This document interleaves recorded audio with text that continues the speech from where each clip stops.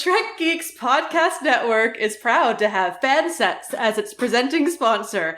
Fansets is the place for amazing pin collectibles with over 200 officially licensed Star Trek pins and new releases every month. Stay tuned for a special discount code good on your next order at fansets.com just for Discovering Trek listeners. Fansets, our pins have character. From deep in the bowels of the USS Cerritos, welcome listeners, cadets, junior officers, and all-around non-coms to the podcast that barely goes where any podcast has gone before. There we go. It's a pod far. Exactly. What are Boimler, Mariner, Tendi, and Rutherford up to this week in the latest episode entitled Temporal Edict? Well, let's find out. My name is Dan Davidson, I can't talk, and this is Discovering Trek Lower Decks.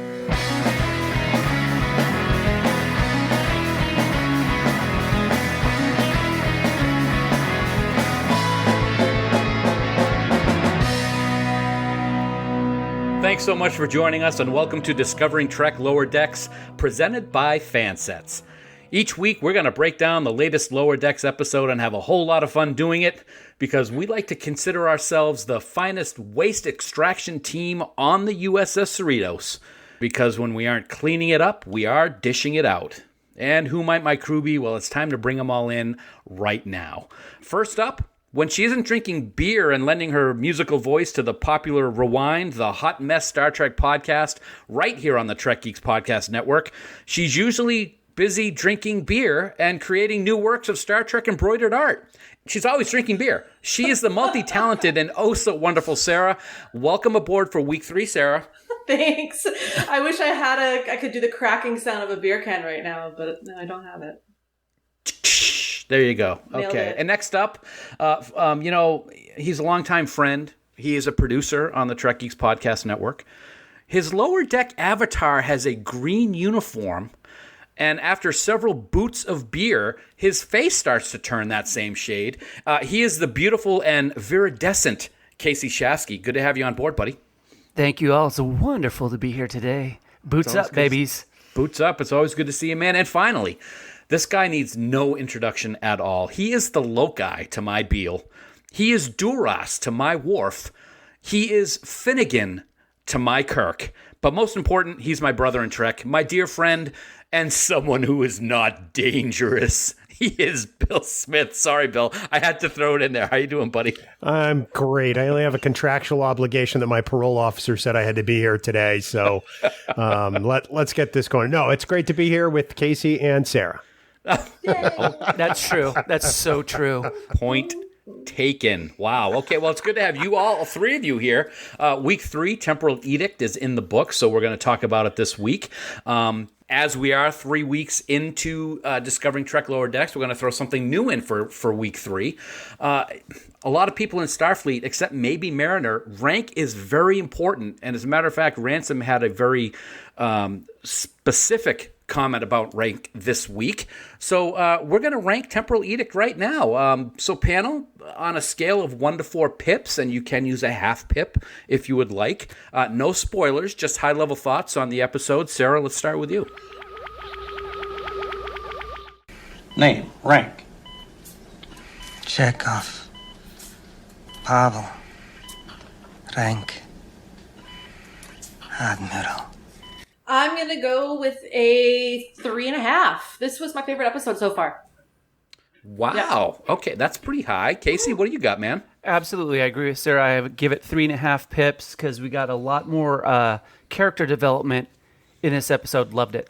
Okay. And Bill, what do you got? Far be it for me to stop a speeding train. 3.5 pips. We're going junior captain here. This is a fantastic little episode. All right. I'm a little lower than you guys. I loved it. I thought it was great. I gave it 3 out of 4, which is very respectable. Such a Richard. But, what can I say? I can't, I'm not a lemming like the other guys are because they follow Sara. Anyway, that's what we got for rank. Wow. Being huffy. Yeah. No, it was a great episode, and I can't wait to talk about it in more detail. So, Bill, before you dazzle us with the patented Discovering Trek 6-sentence recap, why don't you remind everyone how they can set their clocks to tell us their thoughts on Temporal Edict? Priority 1 message from Starfleet coming in on secured channel.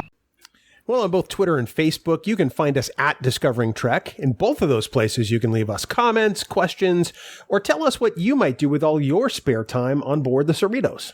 And if you'd like to leave us a voicemail, you can do so by going to our website at trekgeeks.com and clicking on the giant blue button on the right-hand side. Please remember, though, that any comments you leave us could be used in a future episode of Discovering Trek. Dan? Thank you, Bill. Blank alert. Blank alert. From here on in, folks, this episode of Discovering Trek contains spoilers, so if you haven't watched Episode 3 of Star Trek Lower Decks, stop listening right now. Head on over to Kasey's house and pull up CBS All Access or wherever you watch Lower Decks. Watch the episode, then head back on over to Discovering Trek. Otherwise, you run the risk of finding out plot developments and character details for Temporal Edict.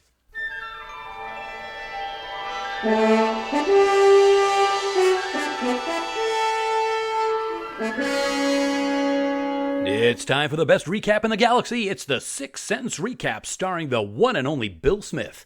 6 sentences, Bill, starting now. Go. And action. Okay, here we go. The lower deckers are getting tasks done while also peppering in their buffer time. The captain finds out about buffer time from Boimler and issues some pretty strict tasks and timing. Ransom and Mariner take a shuttle down to the planet and mess up a second contact, which causes them to be thrown in jail, and someone has to endure a trial by combat. The Cerritos is overrun by aliens from the planet because people are too busy performing tasks on a very tight schedule. Ransom stabs Mariner in the foot and takes on the trial by combat, emerging victorious. And lastly, Boimler helps Captain Freeman to realize that the crew needs to be trusted and allowed to take time to do nothing sometimes, which earns him a plaque and the captain's respect. Oh, this just in. From Podfleet Command, we have a bonus Discovering Trek exclusive 6th sentence this week. Sorry, 7th sentence. I can't even count. It's so awesome. It is awesome. And here is sentence number 7 this week. Stop. Buffer time. Sorry, I had to do that. You are so fired. I'm not sorry at all. I love that you did that. Thanks for those great 8 sentences. Oh, I'm sorry, was it 7? Or was it 6? I don't even know. I don't even know. Dan Numbers can't are talk. hard. Bill can't count. My gosh. Yeah, just shocking. Thank you, Bill. That was great. Thank you, Sara. Those were 6, 7, 8 really important messages made. But, let's follow it up with something even more magical. Let's go to Kasey's Cornea Corner. This is where he's going to, find all the cool stuff that I never pay attention to and notice. So this is, the most helpful thing ever. Please, Kasey, over to you. Would you look at that? Thank you, Sara. It's good to talk with you on this podcast. Yeah, samesies. Wow. What the hell? You guys know the truth. The noobs are taking it away. I know, really. Yeah. Don't you know it? Well, there were tons of great stuff, and I gotta say, I'm gonna just bop around the whole episode this week instead of going chronologically, and I found that Boimler, this is a very musical episode for him. He hums the TNG theme in the turbo lift, right? Makes up his cute little purging song while doing that, plays the violin, has Celtic music playing as he strolls down the hallway, and Boimler seems to live for Riverdance. So does Dan. It's hey. not true. It's not untrue. It's not untrue, Dan. You are the second lord of the dance, my friend. Thank you. But did you guys know Riverdance is rooted in a 3-part suite of Baroque-influenced traditional music called Time Dance? And that Time Dance was composed, recorded, and performed for the 1981 European Song Contest? No. No, you didn't. So yeah, ding dong. It's fantastic. I think my ears are Baroque. Thank you. Your mouth is Baroque. Ba-doom boom. But boom. We find out that Mariner and Tendi are all about the bass, no tribble.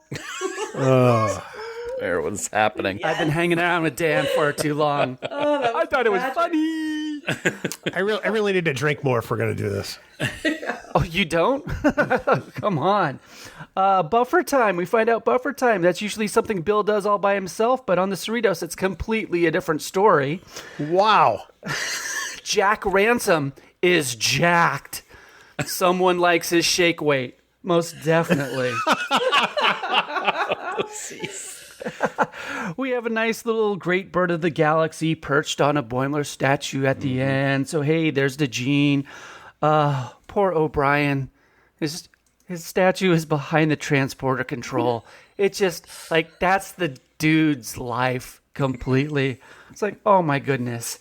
And then what I found was kind of very interesting in this episode is that there were a lot of non-Trek references. So we've got spilled acid eating through deck plates, a la Alien or Aliens. Yep. Ransom does the Henry Cavill fist reload from Mission Impossible Fallout. I dug that. Vindor Ransom fight is very Hulk Thor from Ragnarok. Yep. We got that. And then when Ransom is fighting, he pulls the double fist punches as described by the lovely and talented New York Times bestselling author Dayton Ward in his Kirk Fu manual, which you can find in many locations and buy it now because I dig it. I love that book.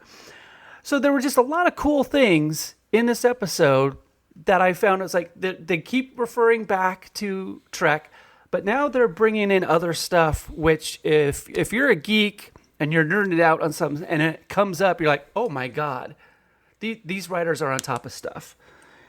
Anything else that you guys saw that I missed? I got to say, I love the Alien reference. I thought that was great. I was very happy with that one. And the Ragnarok. I really dug the Hulk Thor thing with the Kirk punches. Good stuff. And you're right. For them to be bringing other genres into the episodes and making those little, nuanced dialogue or scenery or whatever, I think it really shows how these writers are doing. Bill, what were you going to say? I was really loving the overabundance of 47s on screen, and I meant to go back and count them all, and I wish I had, because it seemed like in every shot with a clock, somewhere in the background or even in the foreground, there was a 47 going on. So I'm sure that made Dr. Trek very happy. I know it made me very happy, but that was probably one of my favorite little things. And plus, I got to say, those aliens, damn, what great graffiti artists. And apparently phasers are really great tools for everything.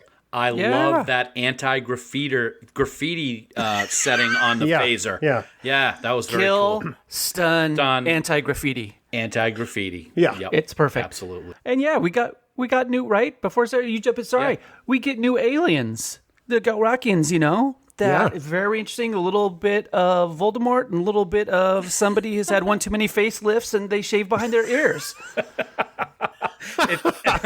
It's funny because if you read any of the Star Trek novels, there was a 2-book series that came out in TNG called Gem World, and it was about a planet, and I'll have to go back and see if it's the same name of the aliens, because if it is, I'm going to call Mike McMahon and buy him dinner or something, because that would be a great tie-in to the novel. So you have his phone number? I don't. I have no. I have you have nothing. Idea. I have nothing and like it. Sarah, what about you, Sarah? Anything?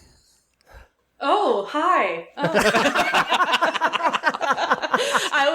I got nothing. I think you guys know me well enough that when it comes to this, I am like, I watched it 3 times and I'm still like, oh gosh, I'm just trying to catch up. I'm just glad I remembered who Miles O'Brien was. Who? Nils? That's right. That's right, because I totally missed the alien thing. I didn't even think about that when it happened, and I love Alien, so I get it.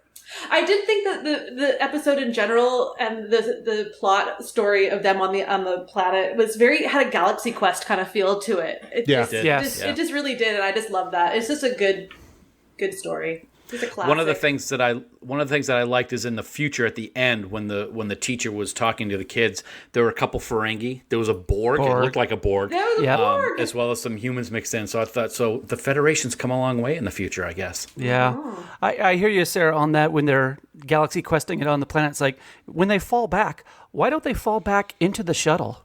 The Yosemite. It's literally, the Yosemite shuttle. The Yosemite shuttle's the only one that gets used a lot, man. You gotta get out of here before those things kill Guy. I have no last name. But that's it from the Cornea Corner, y'all. You got eyes like an eagle, dude. That's awesome stuff. It's the bifocals. Oh, that's true. Trifocals, binoculars.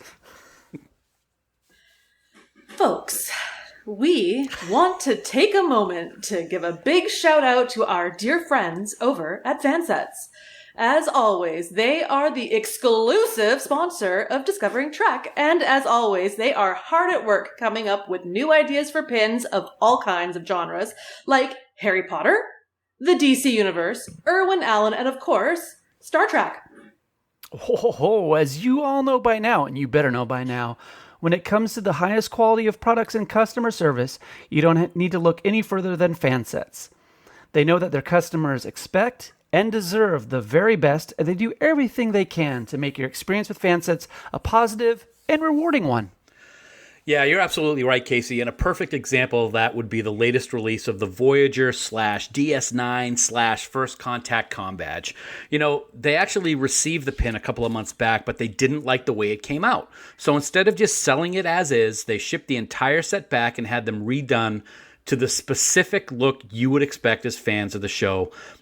Would be reflected in their product. It's beautiful. It's available right now at fansets.com. And as always, as Sara alluded to a few moments ago, they have great pins for all kinds of genres. Right now, you can go to fansets.com and order 6 different pins for the yet-to-be-released blockbuster movie Wonder Woman 84, as well as new pins for DC, Ultraman, Batman 66, and more. The list of new pins continues to grow, Dan, and we always look forward to the announcements of whatever is on the horizon over at Fansets. Even better is that our friends at Fansets have a great offer for Discovering Trek listeners. So if you want to save 15% off your entire order at fansets.com, enter the special discount code Lower Decks at checkout. That's Lower Decks in all capital letters with no spaces for some great savings. And don't forget, if you spend $30 or more, you're going to get free shipping.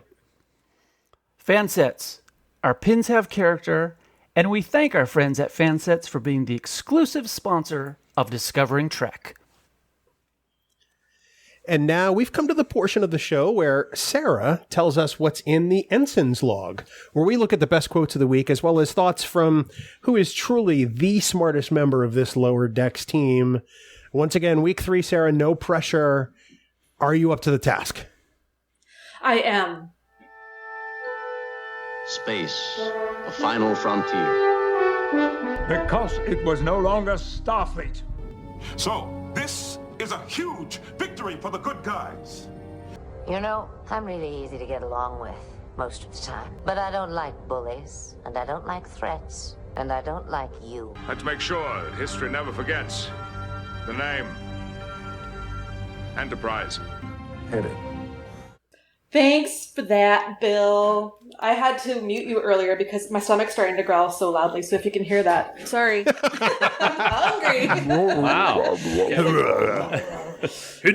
I just had another coffee, so I'm all like, yeah, let's just get on to this. Okay, so for this section, as you know, I like to find some of my favorite quotes. And I think I'm kind of going to just say, like, I'm going to have my top 3 quotes, but I'm also going to pull out some of my favorite one-liners, because some of them, they're not really, like, worthy of being a top quote, but they're just really funny. Like, if it made me LOL, which not a lot of shows really do, then I'm putting it down, right? So, right. Yeah. And a classic example of this would be right early on at the opening. This next song is called Requiem for a Hug. It just kind of gives you a little bit of an insight as to why Boimler maybe is the way he is, and he's constantly looking for a little validation. So I thought that was really funny. And of course, I'm going to dance in your blood. Mariner with that parting shot, which left number 1 a little, intrigued. I'm really liking that little storyline that might be developing somewhere in there. And of course, then I have to give mention just to that great line at the end about the most important person in Starfleet history. Chief Miles O'Brien. Yeah. I mean, when I saw that, I let out like a woo, like, yes, that was such a good one. But when it comes to my top 3 quotes, number 3 goes to my favorite character, Congratulations, you look like an effing scratching post. That bedside manner is flawless. I would be there every day for a checkup if I got a banter back and forth with Is it Dr. Tana? Is that right? I think it's Ta'ana. Tana. Okay, here we go. I'm not sure, I'm not though. allowed to say she's my favorite if I don't even know her name. But Yeah. For number 2, Mariner. What am I, Kirk? Is this the 2020 or 2260s?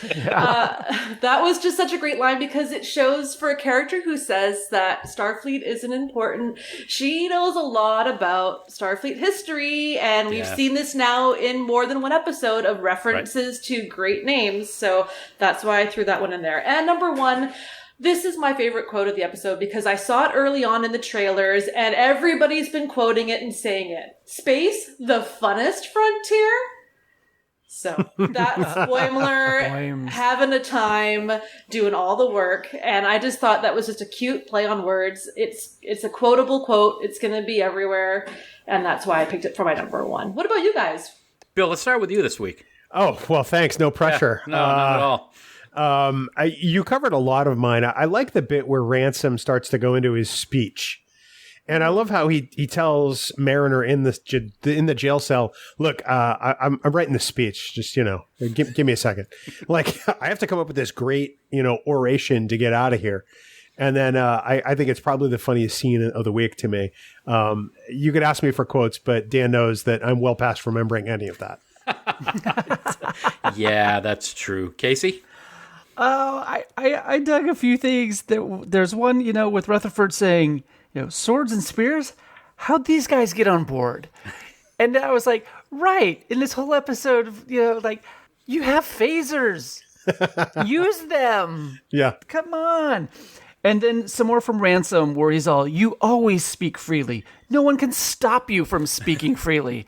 And it goes, that just goes to the character that everybody knows, Mariner, or has dealt with her in some way that's like, yeah, she is her own person and not being stuck in a corner or a cube. Ooh, a cube. I like that. I got to say, Sara already talked about it, but I love I'm going to dance in your blood. I think that one is hilarious. But at the very beginning, Mariner had my other favorite quote of the week. It's that when Boimler completed his little song with the violin and she came up and said, hey, wrap it up, nerd. I thought that was awesome because that's what we all are. And it was like, oh, okay, great. I like it. I also did like the fact that he was, it's not really a quote, but you mentioned this earlier, Kasey. He was humming the Star Trek The Motion Picture theme in the turbo lift. Thank you very much. I thought that was pretty good that they have that reference. I think that's happened once before where somebody was humming a Star Trek theme. I think it was in the first episode. I'll have to go back and look. I don't remember, but I don't remember a lot of things. So I don't know where to go with that. I don't remember who you are. You don't have to go anywhere. Okay, love you. Every week, I got to say, this is the first week we haven't had a My Bones reference. Yeah. But we did have something that we need to get into the Decon Chamber for, so we're going to do that now. I've loaded the appropriate decon gel into compartment B. There's obviously lots of goop in Lower Decks, which I think is fantastic. This week, no exception. We had 2 that really stood out to me, and if anybody else had any other ones, let me know. Of course, puke is very relevant in Lower Decks. We've seen it every week. Vindor likes puking a lot on Ransom. I thought that was good. Vindor puke. That's very good. And I got to say, I didn't know that a foot could bleed that much when Mariner got stabbed with the spear. That was a lot of Mariner blood, leaving a good scar to look like that effing scratch post that Sara already talked about. Any other goop that I missed? Because that's goop for you. Well, we had a spear wound. That's gonna blue spear wound. Yeah, blue spear wound. That's gonna result in some biomatter. Nice. But I think that was it. Yeah. I think I missed that one. It was a little light. I think the Mariner gusher coming out of her foot made up for everything. Because I don't dig that stuff, and I'm like, oh god, it was just. It's like, okay, we got it. She lost like 16 pints right there. There's only 8. Shut up. They kept beaming it in, and it keeps coming back out again. Like Tullaberry pie. Yes, exactly. Yeah. Nice Breaking Bad reference. Thank you. Had I been there during buffer time, I know I would have spilt a margarita, so that would have been goop. But they managed to hold their own quite well, so less goop. It was It was frozen margarita, so that could be considered goop, whether it's in the glass or not. That's all right. Sticky, yep, salty. Sticky and salty goop. Who doesn't like that? That's Phil and Stan. Sticky and salty. I feel seen.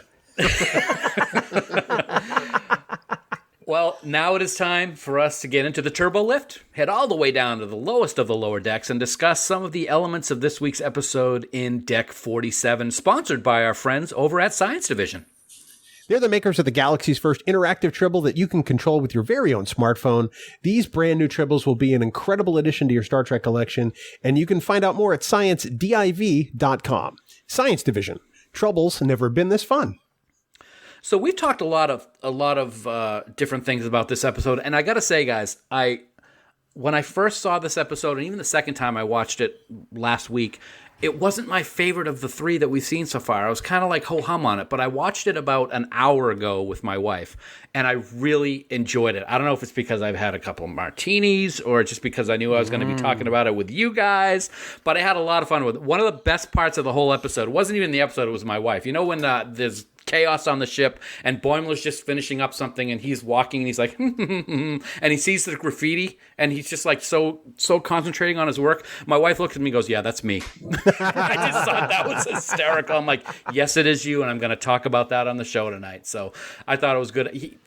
He's a character that I've grown to really appreciate. The facial expressions that he had this week when he was getting the Boimler rule effect named after him, and kind of the scrunched up face he had, I thought it was great. A lot of things in this episode were good. We've already talked about a couple of them. Miles Edward O'Brien being the most important person in Starfleet history, of course, my hero. And we already talked about the graffiti removing setting on a phaser has got to be the greatest invention ever. Ever. I hear you.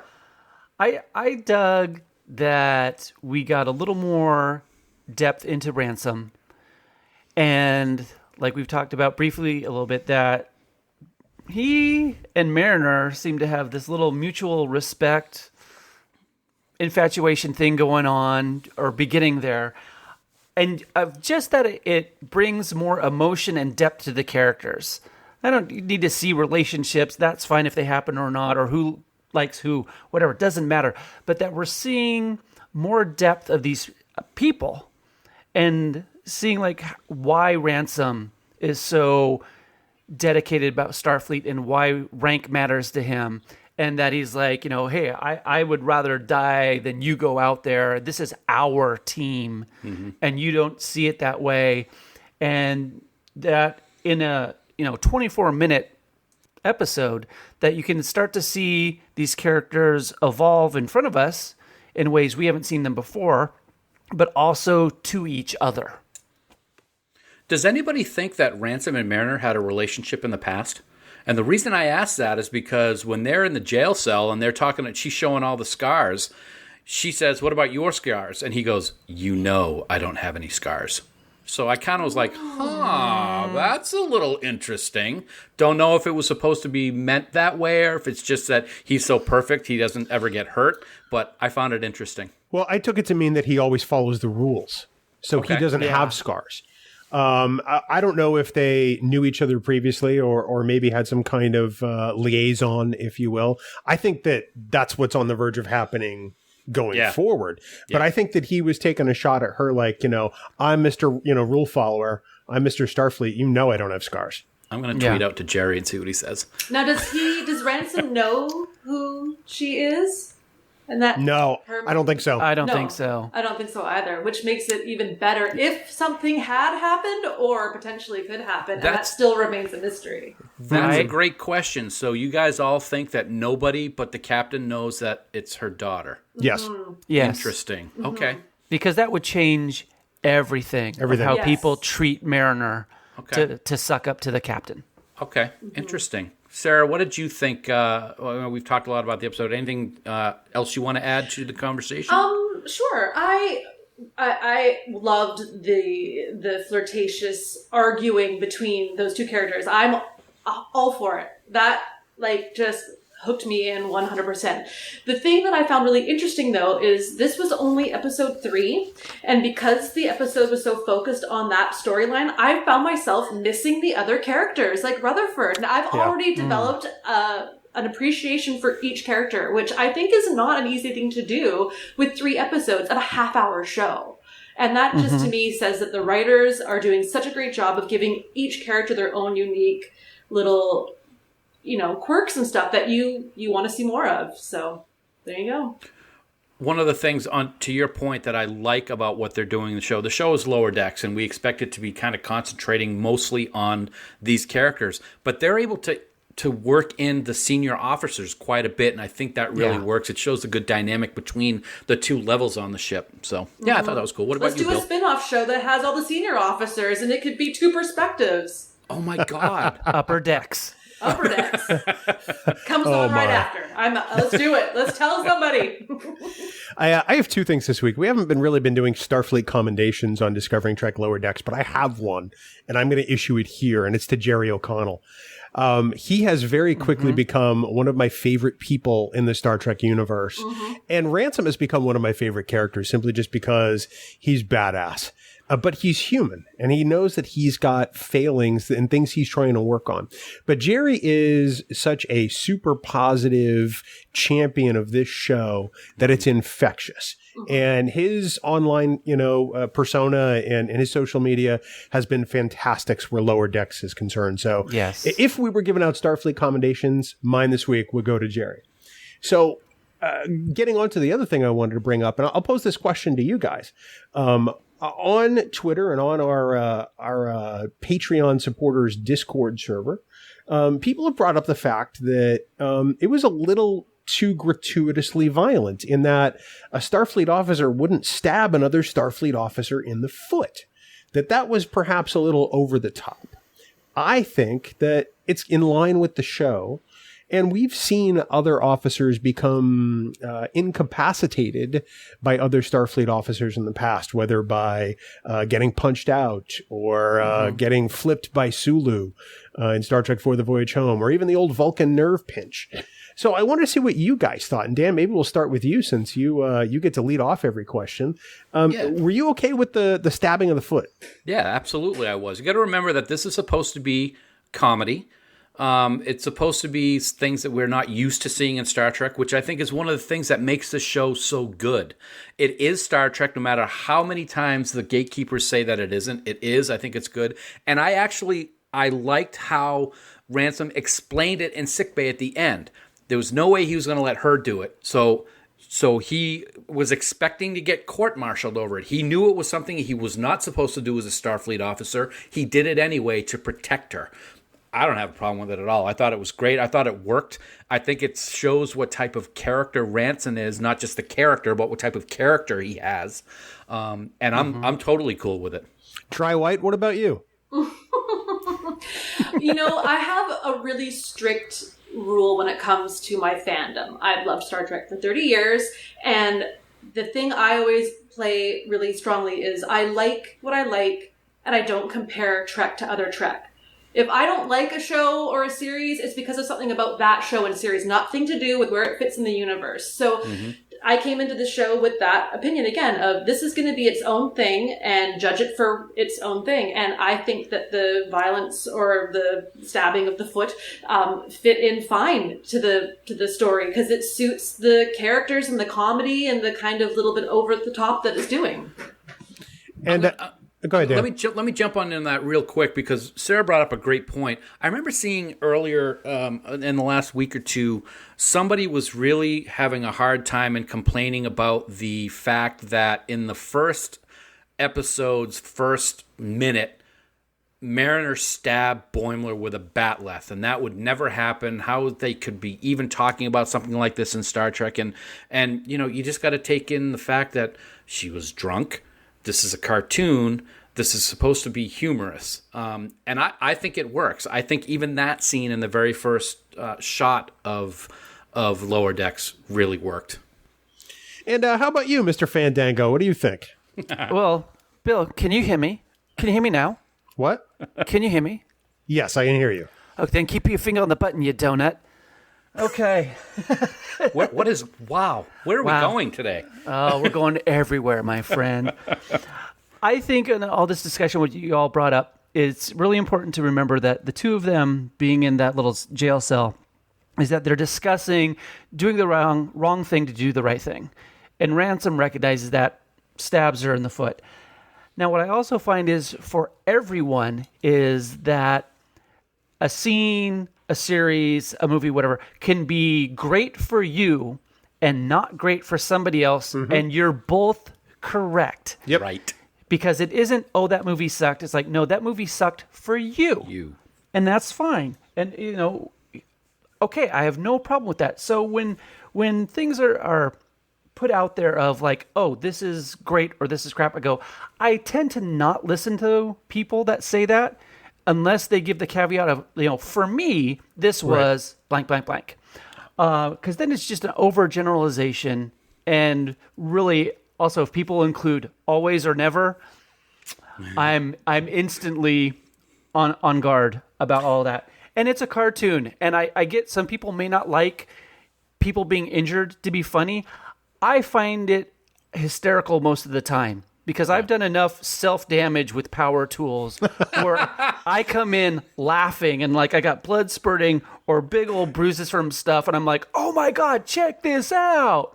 So it's fine. It's fine by me.